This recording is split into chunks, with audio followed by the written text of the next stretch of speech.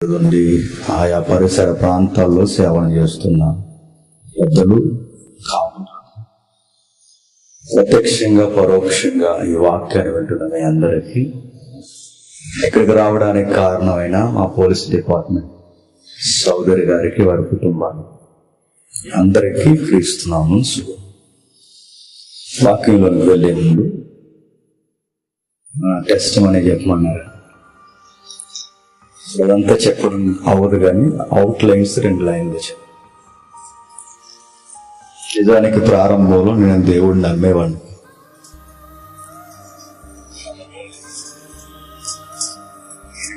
ఈ reality scientific టెంపర్లో దేవుని గురించి అంత అర్థవంతంగా ఎక్స్ప్లెనేషన్ నాకు దొరకలేదు. నమ్మేవాడిని. నాకు ఎవరో చెప్పిన మాట, నాకు వినిపించిన మాట, నా మదికి తోచిన మాట.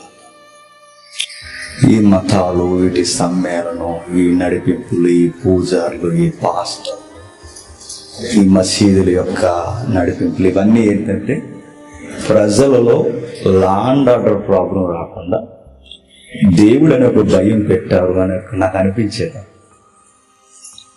అందరు తెలివైన వ్యక్తులు మతం అనే మత్తును పులిమి ప్రపంచాన్ని అలా జోకొడుతున్నారు. దేవుడు గీవుడని టైం వేస్ట్ చేసుకోవడం వేస్ట్, ఎవ్రీడే ఎంజాయ్ చేద్దామన్న ఫిలాసఫీ. చదువు గాలి సరిగ్గా చదవాలి. నా లైఫ్ స్టైల్ ఎలా ఉండదంటే,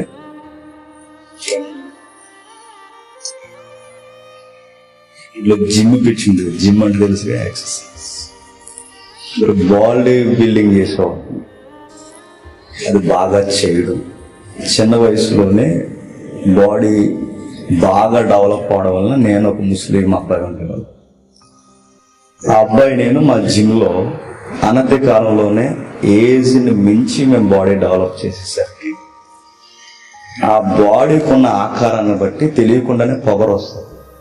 నాకేంటి ఆ పొగరును బట్టి, ఆ విధానాన్ని కొంచెం సౌండ్, ఆ విధానాన్ని బట్టి ఈ పొలిటికల్ లీడర్స్ ఉంటారు మా ఊరు. ఎంతమంది ఏం చేసేవారు, అల్లరి చిల్లరగా తిరిగి కాలేజీలకు పోయి చిన్న చిన్న గ్రూప్ గొడవలు పెట్టుకునేది. అదొక ఫ్యాషన్, గొడవలు పెట్టుకోవడం. అలా చేస్తే ఒకరిని కొట్టడం, ఇంకొకరితో తన్నులు తినడం, చొక్కాలు చింపేసుకోవడం, పుస్తకాలు ఇసిరేసుకోవడం, ఇదంతా ఒక డిగ్నిటీ అన్నమాట. అదొక గౌరవం, తగబడిపోయే గౌరవం. ఇలా జరుగుతున్న టైంలో అల్లరి చిల్లరగా తిరుగుతున్న మమ్మల్ని పొలిటికల్ లీడర్స్ గమనించి మెల్లగా కొన్ని సెటిల్మెంట్లకు తీసుకెళ్ళడం స్టార్ట్ చేస్తాం. సెటిల్మెంట్లు తీసుకెళ్ళి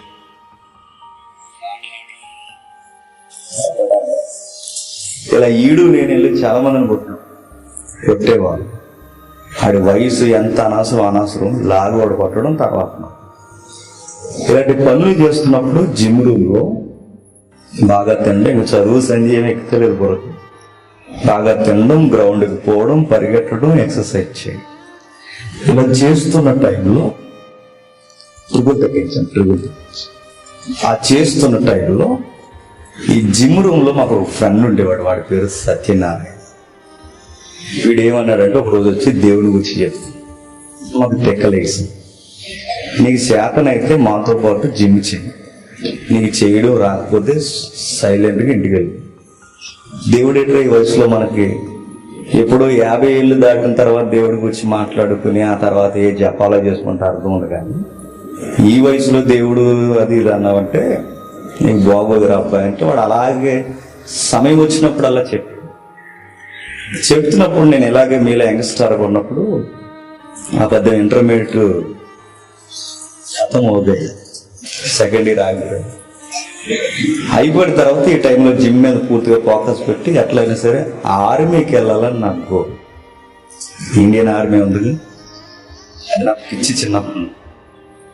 ఆ వెళ్తున్న టైంలో సెలక్షన్ జరుగుతున్నాయి, అన్నీ జరుగుతున్నాయి, సెలెక్ట్ అయ్యాం. ఈ టైంలో వీడు ప్రేయర్ మీటింగ్ తీసుకెళ్ళి, ఈ ఫ్రెండ్ ఎవరైతే తీసుకెళ్ళాడు, వెళ్ళిన తర్వాత వాళ్ళకి ఒక పాస్టర్ గారు వచ్చారు. ఆయన కూడా ఎంకరేజ్ ఇచ్చారు. ఆయన మాట్లాడుతున్నప్పుడు ఆయన సబ్జెక్ట్ నాకేం అర్థం లేదు, కానీ ఒక విషయం అర్థమైంది. నిజంగానే దేవుడు ఉన్నాడంటావా? ఆ ఉన్నాడన్న కుతూహలం వారు తెలియకుండా, ఆయన కూడా ఇంజనీర్ ఆయన ఉద్యోగం చేస్తూ అప్పటికి సేవ చేస్తున్నాను అన్నమాట. తీసుకెళ్ళి ఆయన పరిచయం చేశారు. పరిచయం చేసిన వెంటనే ఆయన ఏదో ప్రైజ్లాడు వందనాలు అన్నాడు. మనకు అలాంటి అలవాట్లు సల్లి ఏదో ఆయన అన్నాడు కాబట్టి మనం కూడా అయితే మా ఇంట్లో అంతా తిరుపతి పో అదో రకం వద్దంటే గీసేసేవారు. ఆ తర్వాత మా ఇంట్లో ఎవరికి అంత సేవా విధానం లేదు, పాస్టర్ ఇవన్నీ ఏం లేవు, మనతోనే స్టార్ట్ అయ్యి. అయితే వచ్చిన తర్వాత ఈయన పరిచయం చేసినాక ఆయన ప్రైజ్ లాడ్ చెప్పి every Sunday evening Bible study క్లాసులు జరుగుతాయని. ఫస్ట్ టైం ప్రార్థన విన్న క్రిస్టియన్ కల్చర్లో ఫస్ట్ టైం నేను విన్న పదం ఏంటంటే బైబుల్ స్టడీ క్లాస్. బైబుల్ కూడా స్టడీ చేస్తారా? బైబుల్ కూడా ఎంక్వైరీ చేస్తారా? బైబుల్ కూడా దర్యాప్తు చేస్తారా? అందులో ఏముందని చేస్తారు? ఈ ప్రశ్న వాళ్ళు అన్నారు. ఏం చెప్తారని అడిగితే కొన్ని టైటిల్స్ చెప్పారు. మనిషి కోతి నుంచి వచ్చాడా, మనిషి నుంచి వచ్చాడా? ఇది చెప్పినట్టు నాకు అనిపించింది ఇదేదో మనకు కావాలనిపించింది. ఎందుకంటే నేను నమ్మేవాడిని యూనివర్స్ ని దేవుడు సృష్టించాడా, బిగ్ బ్యాంగ్ థియరీ వలన యూనివర్స్ వచ్చింది. ఇలాంటి పదాలు చెప్తున్నప్పుడు నాకు తెలియని ఆకర్షణ నాకు ఎప్పుడైతే వచ్చిందో ఇక తప్పదు మాట ఇచ్చాం కనుక సండే వెళ్ళిన తర్వాత అక్కడికి వెళ్ళిన తర్వాత పరిచయం చేశారు, మాట్లాడుతున్నారు. ఆ సబ్జెక్ట్స్ నాకు చాలా ఇంట్రెస్ట్గా ఉండి నాకు ఎన్ని ప్రశ్నలు అయితే ఉన్నాయో ఆ ప్రశ్నకు ఒక్కొక్కటే ఆన్సర్. ఆ దొరుకుతున్న టైంలో నడుస్తున్నాం, బాప్టిజం అన్నారు, మారు మనసు అన్నారు, దేవుడు అన్నాడు. ఇదంతా మెల్లమెల్లగా రుజువు అవుతున్నప్పుడు మా ఇంట్లో పెద్ద షాకింగ్ న్యూస్ ఏంటంటే నేను బాప్టిజం తీసుకున్నాను. మా వాళ్ళకి నేను మారడం అంటే అది ప్రపంచ యుద్ధం. అది ఎందుకంటే టయానికి ఏ రోజు ఇంటికి రాలేదు, అప్పుడప్పుడే దురలవాట్లు అలవాటు అవుతున్నాయి. బాగా విన్నాను. మందు తాగితే అంటే మందు అంటే బీర్లు ఉంటాయిగా, ఇది తాగితే బాడీ కూల్ అయ్యి ఇంకా ఎక్స్పోజ్ అవుద్దని వాడు దిక్మాల సూత్రం చెప్పాడు. అప్పుడప్పుడే తాగడం మొదలైంది. ఇవన్నీ చూస్తున్నప్పుడు మా ఇంట్లో మా నాన్నకి మించున్నాను, హైట్ ఉన్నాను, వెయిట్ ఉన్నాను. ఇప్పుడు చెబితే వినేంత కొడుకులా లేదు. ఆ టైంలో వాళ్ళ కంగారు అవ్వడు, వీడేమైపోతాడు.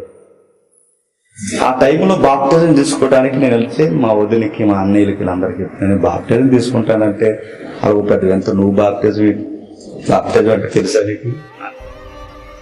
తెలుసు నాకు, నేను నిలబడతానంటే బాప్టిజం ఇచ్చి బాధాకరమైన విషయం. నన్ను ఎవరైతే సత్యనారాయణ అబ్బాయి పిలిచాడో నన్ను పిలిచిన తర్వాత ఈ లోకంలో చాలాసార్లు ఇచ్చింది. ఇలాంటి దివాళీ టైంలో ఒక భయంకరమైన యాక్సిడెంట్ లో వాడు 2 సార్లు దెబ్బతాడు. 3వసారి 31st డిసెంబర్. మరి మమ్మల్ని పిలిచి నువ్వు లోకంలో పోవడం ఇది సబబు కాదు, రారా అంటే అడిగి ఫ్యామిలీ లైఫ్ లో పడిపోయి ఆ భార్య మాట వినకపోయేసరికి ఆ మంచి వ్యక్తి వాడు లోకంలో కలిసిపోయి డ్రింకింగ్, స్మోకింగ్, ఇంకా చెప్పలేని ఎన్నో ఆడికి ఇవన్నీ అలవాటు అయిపోయిన తర్వాత రారా అంటే నాకు మారాలని ఉందరా, కానీ నా బాధ వల్ల నేను మారలేకపోతున్నానని అలా అనేక సార్లు 2 సార్లు దేవుడు హెచ్చరించాడు. దివాళి నాడు అయింది, తర్వాత అయింది. ఇక 3వసారి 31st నైట్ సామర్లకోట బ్రిడ్జి మీద లారీ ఢీ పెట్టించచ్చు. నాకు అనిపిస్తుంది నన్ను రక్షించిన వాడిని తిరిగి మరలా నేను రక్షించుకోలేను. అది బాధ, అది వేయలేదు. ఆ తర్వాత నేను మారిన తర్వాత అప్పటి వరకు గాలి తిరిగి లేటుగా ఇంటికి వస్తే ఏడ్చే మా అమ్మ, కంగారు పడే మా నాన్న, 11:30-12 గంటలకు వస్తే ఈడేమైపోతాడని కంగారు పడే మా నాన్న. మారినప్పుడు చాలా హ్యాపీ ఫీల్ అయ్యారు. ఎప్పుడు మీ ఫ్యామిలీలో జరుగుతాయి చూడండి. బాగా మారిపోయారు, బాగా గడిపోయారు. అంటే ఏం చేస్తున్నారు? ఈ 24 hours బైబిల్ చదువుతున్నాడేంటి, వీడు ఎప్పుడు ప్రార్థన అంటున్నాడేంటి, వీడికి చదువు సంధ్య వదిలేసి ఇలా ప్రార్థనలు తిరిగితే వీడు ఏమైపోతాడని మా అమ్మతో మా నాన్న మాట్లాడుతూ చిన్నోడేడి అని అడిగితే ఏముంది మాట్లాడితే బైబిల్ పెట్టుకుని వెనకాల కూర్చుంటున్నాడు. ఆ మాట నా చెవిని పడింది. అంటే ఇప్పుడు మారలేదని బాధపడ్డారు, ఇప్పుడు మారేమని ఎంత మారిపోయినా ఫ్యామిలీకి ఎందుకు మనం లోకపోతున్నారని నాకు అర్థమైంది. మన భవిష్యత్తు లేకుండా పోతామని వెళ్తారు. అప్పుడే నాకు అనిపించింది పేరెంట్స్కే దేవుళ్ళలో ఉంటే అంత అట్రాక్షన్గా మనం లేకపోతే బయట వాళ్ళకి ఎలా ఉంటాం అబ్బా. అప్పుడే నాకు గోల్. వెళితే ఆర్మీకైనా వెళ్ళాలి, లోకల్ ఫోర్స్ డిపార్ట్మెంట్నైనా కొట్టాలి, జాబ్ కొట్టి అప్పుడు సువార్త చేయండి. నాకు కంకణం పెట్టుకున్నాను, మా ఇల్లు వదిలేసాను. వదిలేనంటే చెప్పలేకుండా వెళ్ళిపోలేదు. జాబ్ కొట్టాక ఇంటికి వస్తాను, బ్యాగ్ చదువుకొని ఒక 10,000 పట్టుకుని కాకినాడ పోయి పోలీస్ కోచింగ్ సెంటర్లో జాయిన్ అయ్యి 2012 బ్యాచ్లో సివిల్ ఫోర్స్లో రాజమండ్రి అర్బన్లో సెలెక్ట్ అయ్యాను.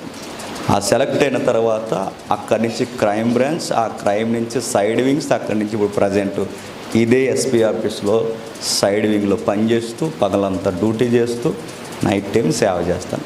ఓ పక్క సేవ చేయడం ఎంతమైతే పోలీసు వాళ్ళు సేవ చేయడం మరీ ఎంత.